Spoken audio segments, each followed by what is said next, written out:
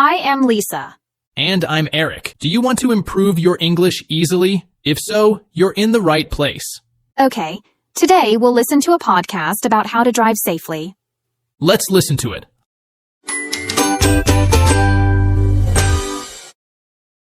Hello and welcome to Learning English on the Road. I'm your host, Mark, and today we have a very special guest. He's an expert in driving safety and has some amazing stories to share. Please welcome Larry. Thanks for having me, Mark. I'm happy to be here today. Larry, you wrote a story. It starts like a spy movie. Driving is a test for a secret agent. Tell us something about your story. It was for fun, but also the idea is good driving needs skills. You need to pay attention, make good choices, and be calm. It's not easy. So, in my story, the driving test is the last test for the agent. It shows driving is a serious skill. That's a nice way to think about it. So, in this driving test, what is the first important idea for safe driving? The first idea is defensive driving. This is very important for safety. Defensive driving? What does that mean? Does it mean fighting? No fighting. It means you drive smart. You think about what might happen on the road. You think maybe other drivers will make mistakes, or maybe you will make a mistake. You should always be on your toes. Okay, thinking ahead. Being ready. Can you explain it? Yes. A very good example is the 3-second rule. This rule is about space. How much space between your car and the car in front? Keep 3 seconds of space. 3 seconds? How can I count that? It's easy. Watch the car in front. See it pass something on the road, like a tree or a sign. Let's say a tree.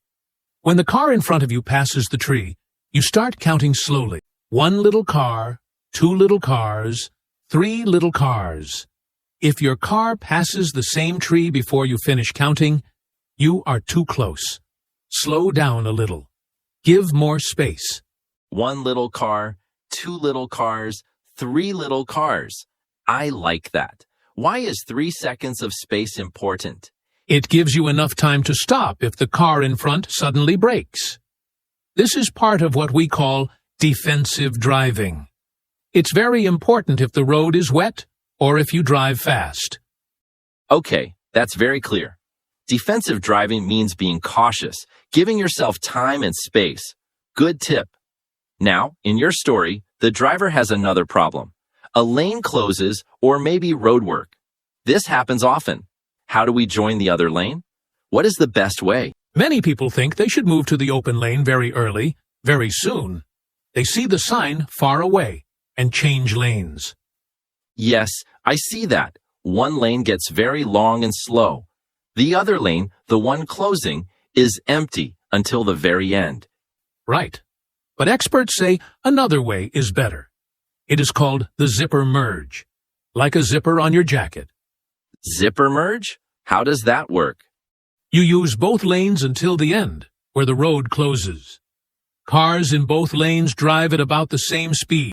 At the end point, one car from the left lane, then one car from the right lane, takes turns to go into the one open lane. One left, one from the right. Like a zipper closing. Oh, I see. Like teeth closing on a zipper. Why is this better? 2 reasons. The zipper merge means fewer lane changes. It makes traffic move better. Using both lanes means the line of cars is shorter. One study shows traffic jams were 40% shorter with zipper merge. 40% shorter. That's a big difference. Absolutely. If everyone does it politely, taking turns, traffic moves better for all cars. Okay, zipper merge. Use both lanes. Take turns at the end. I understand. Now, another problem today. Phones. In your story, the agent's phone rings. Should the agent answer? This is very, very important, Mark. Driving needs all your attention. You must focus 100% on driving. Doing other things is dangerous. Many car accidents, maybe 80%, happen because the driver looks away from the road, just for 1 or 2 seconds. Looking away is very bad, yes, but hands-free? Your hands are on the steering wheel. It looks safe, but it is not. It is still dangerous. Why? Because your brain is busy thinking about the phone call. It cannot think 100% about driving. Studies show drivers talking on hands-free phones are slow to brake. They make mistakes and drive as badly as drivers who are drunk. Wow, as bad as drunk drivers? That is very serious. So, even if hands are free, Exactly. The brain is distracted. Driving needs a lot of brain power, watching the road, mirrors, signs, and other cars. A phone call uses that brain power. Also, some people think, I am good at doing two things at once. I can talk and drive. But studies show these people are often the worst drivers when they try to do two things. So, the best idea is no phone at all when driving. If you must call or text, stop and pull over your car in a safe place first. the brain is not free. That is very clear. Okay, another road situation, getting angry. In your story, a car passes the agent in a bad way. The agent wants to honk the horn very loudly and angrily. This anger on the road is called road rage. It happens, right? Yes, sadly, it happens often. People honk horns too much, shout, make angry faces, or drive too close to other cars. Why do people get so angry when driving? Good question. Maybe because in our car, we feel separate from other people. We see only cars, not people inside. This feeling can make some people act differently, maybe more angry. And if you are already tired, or stressed, or late, small problems on the road can make you very upset easily. Feeling separate, feeling people don't know you, feeling stressed. Yes, that can make people angry. So, what can we do? How can we stop getting angry? Deep breathing helps a lot. When you feel angry, take a deep breath and remind yourself that getting angry won't help. The other driver might have made a mistake or be having a bad day. Good ideas. Breathe, be calm, think safety first. Okay, one last thing from your story. The agent makes a mistake at the end. They drive past a stop sign without stopping. Mistakes feel bad, but are mistakes good for learning to drive? Yes, mistakes are a very important part of learning. Nobody likes mistakes. In a car, mistakes can be dangerous. But mistakes show us what we need to learn better. Yes, when learning English, mistakes are very useful for progress as well. Yes, studies show that people who learn from their mistakes become better drivers. In one study, people who practiced with a driving simulator that showed their errors did better later. So, it's okay for new drivers to make mistakes sometimes? Yes, learning to drive is not easy. You control a big machine, watch everything, and follow rules. Many people learn when they are teenagers or in their early 20s. This is a good time to learn new hard skills. The brain learns well then. My advice for new drivers, start easy. Drive short ways on roads you know and build your confidence. Then, slowly, try harder things. Drive in the rain, drive at night, or drive on busy roads. Practice in different situations helps you become a good, safe driver. Start easy, build confidence, and try different things slowly. Good advice. And did you pass the agency's test in the end, Larry? Yes, I did. Even though I made some mistakes, I was the only agent who could parallel park properly. That's funny. Parallel parking is difficult for many people. It is. But like any skill, it gets better with practice. We can learn many skills in life with practice. Like driving, we can practice how to handle stress, how to talk to people better, how to learn English. Practice helps us get better at many things. That is a wonderful idea to finish with, Larry.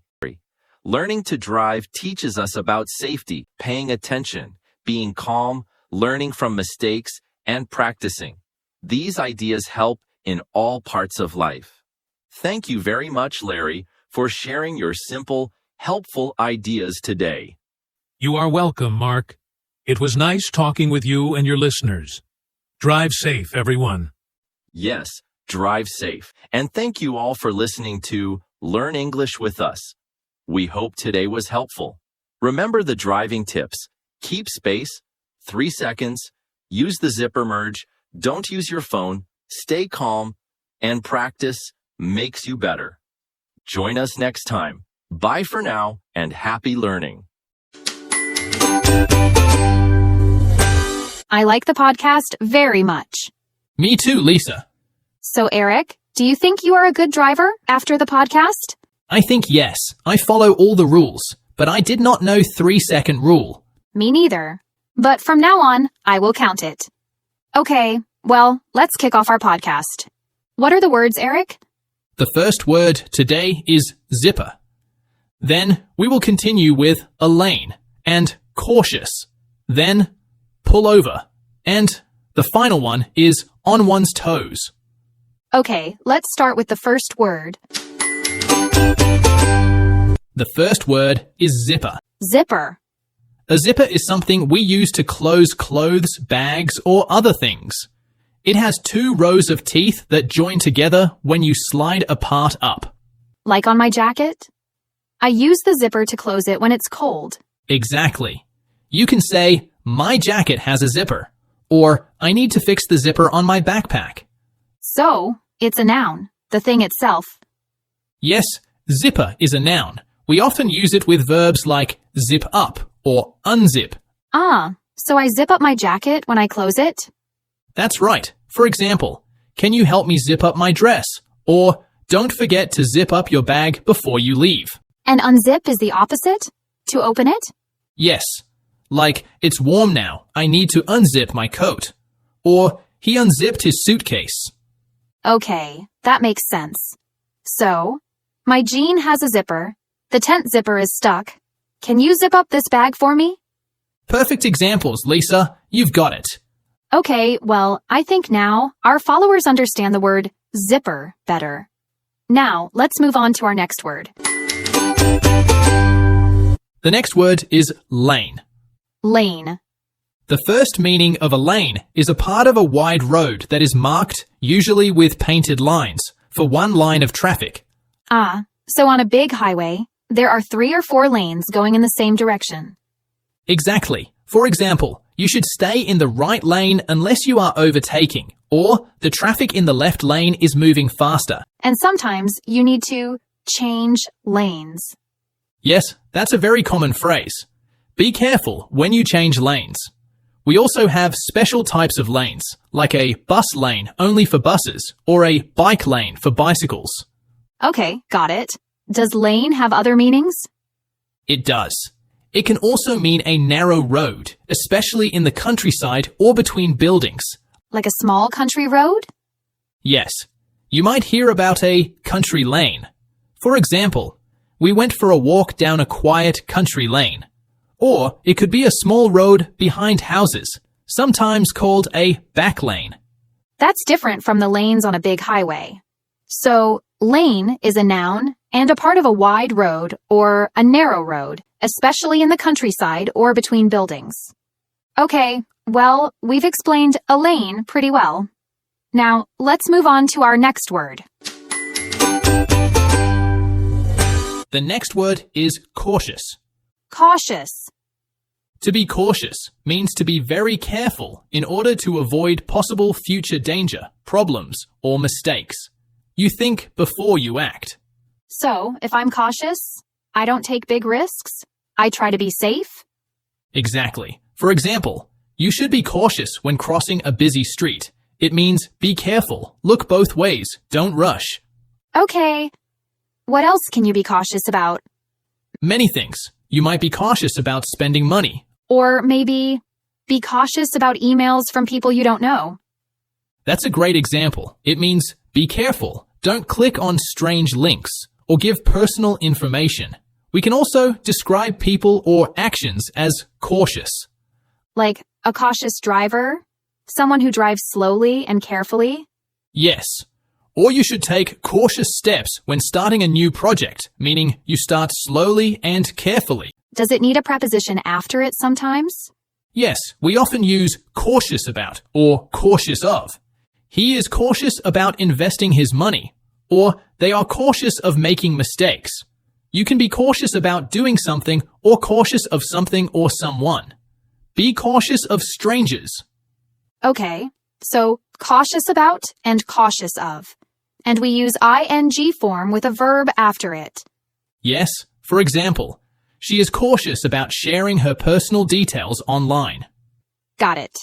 How formal is the word cautious? It's quite neutral, maybe slightly more formal than just saying careful. You can use it in everyday conversation, but it's also common in writing. Okay, well, we've explained the word cautious pretty well. Now let's move on to our next word. The next word is pull over. Pull over. Pull over is a phrasal verb that means to move the vehicle to the side of the road and stop when you are driving a vehicle. Ah, okay. So if I'm driving and I want to stop safely at the side, I pull over. Exactly. For example, I need to pull over and answer my phone. Or, he pulled over because he felt tired. So the driver decides to move to the side and stop. Yes, that's one main use.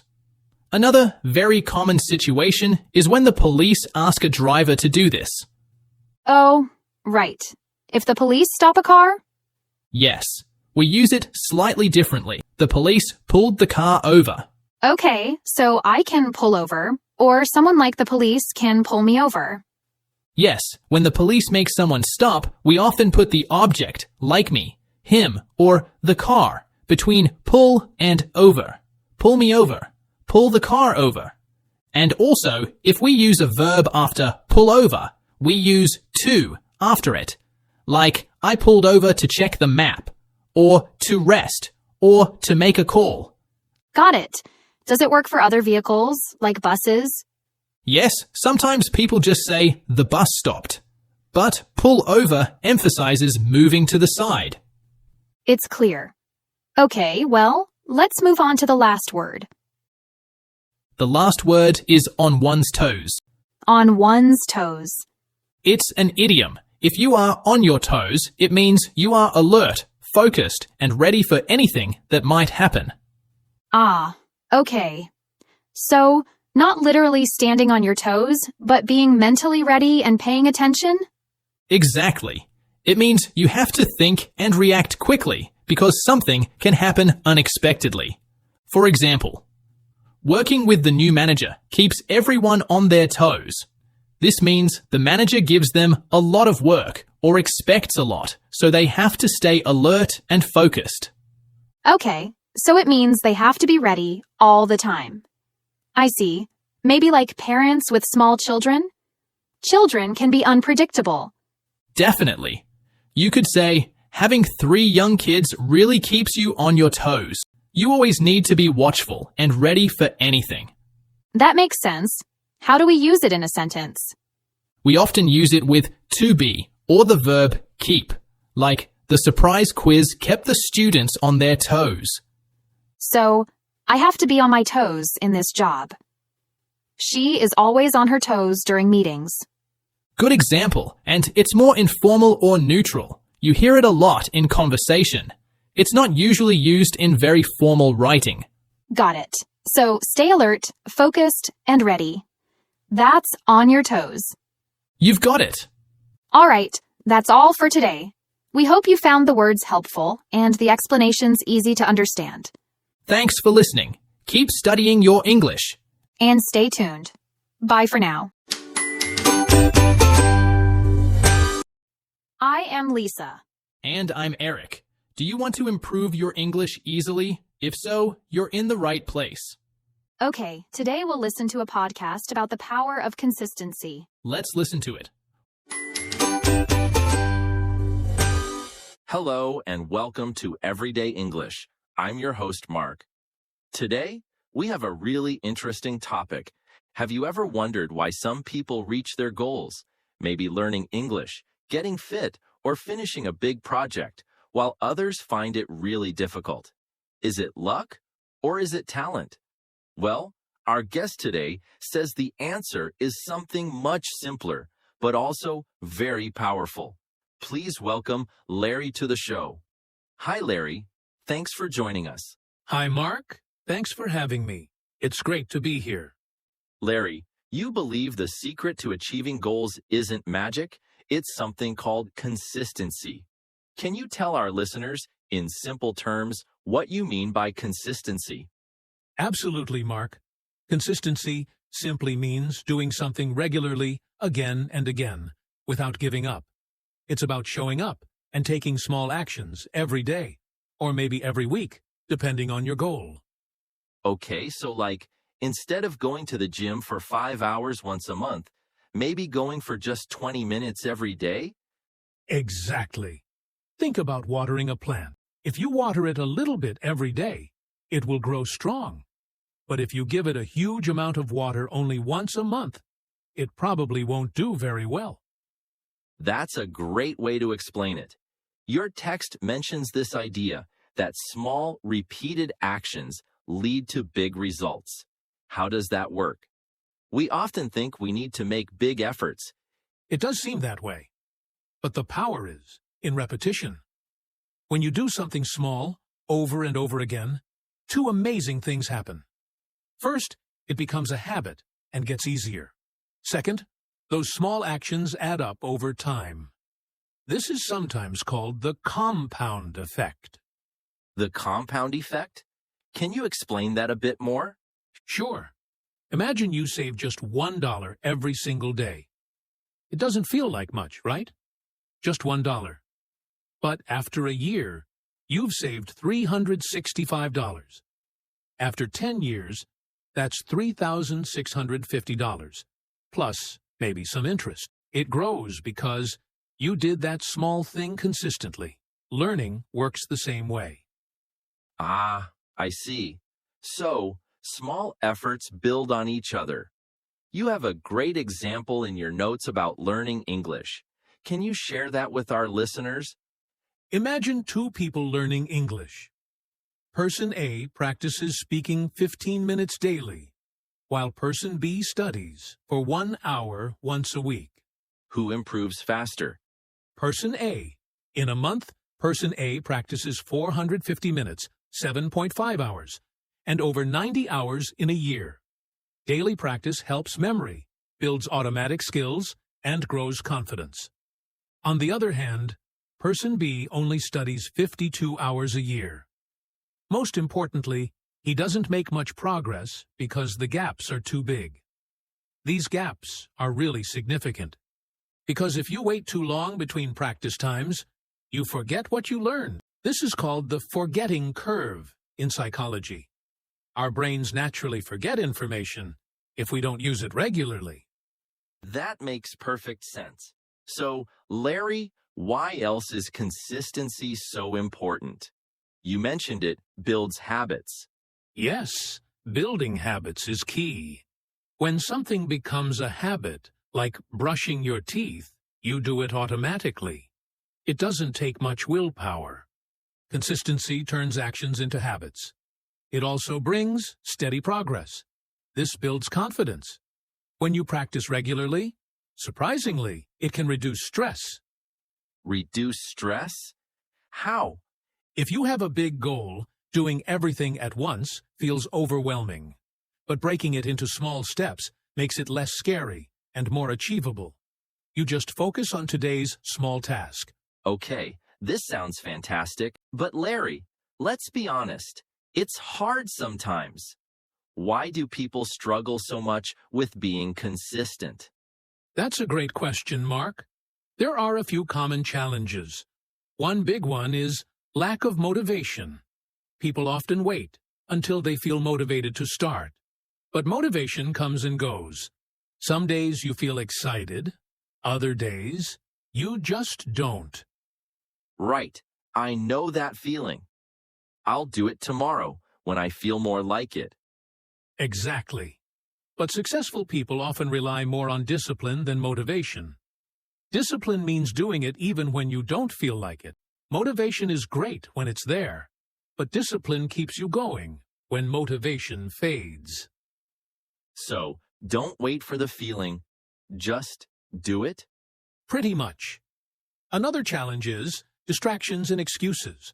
Our phones, TV, social media, they are always calling for our attention.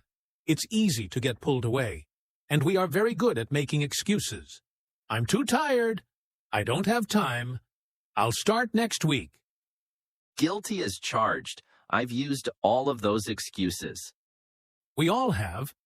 The third big challenge is not seeing quick results.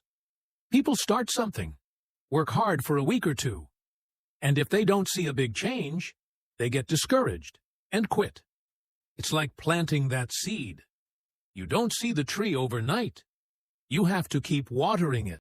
Okay, so lack of motivation, distractions and excuses, and impatience with results. These are definitely big hurdles. How can our listeners overcome them and actually stay consistent? For motivation, make a routine. Set a specific time for your activity. Maybe practice English every morning with your coffee. Stick to it even on days you don't feel motivated. Also, remind yourself what your big goal is. Sometimes, just starting is the hardest part. Tell yourself you'll just do it for at least 5 minutes. Often, once you start, you keep going. The 5-minute trick. I like that. What about distractions and excuses?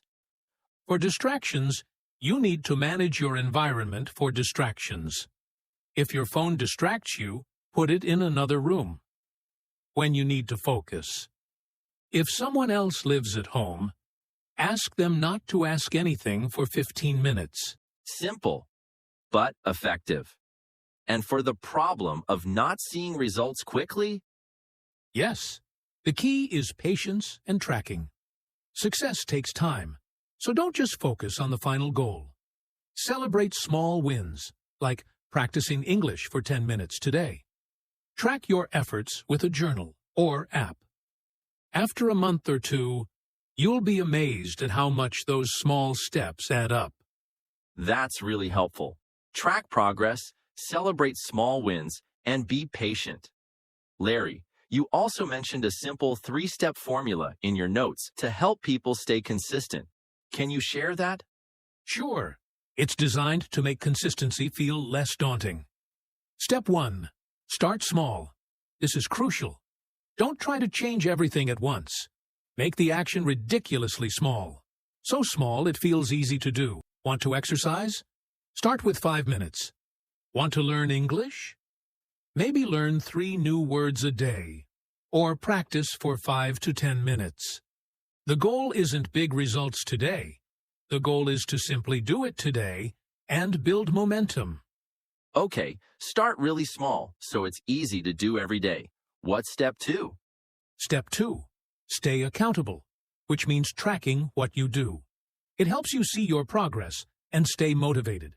You can use a simple notebook or a calendar and just put a check mark every day you complete your small task.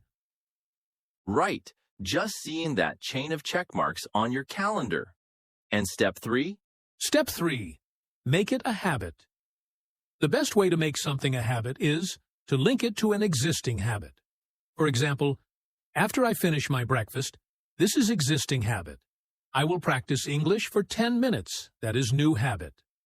Or, before I go to bed, existing habit, I will read 1 page of my book, new habit. Doing it at the same time every day will make it a habit. So, the formula is 1. Start small. 2. Stay accountable. Track it. And 3. Link it to something you already do.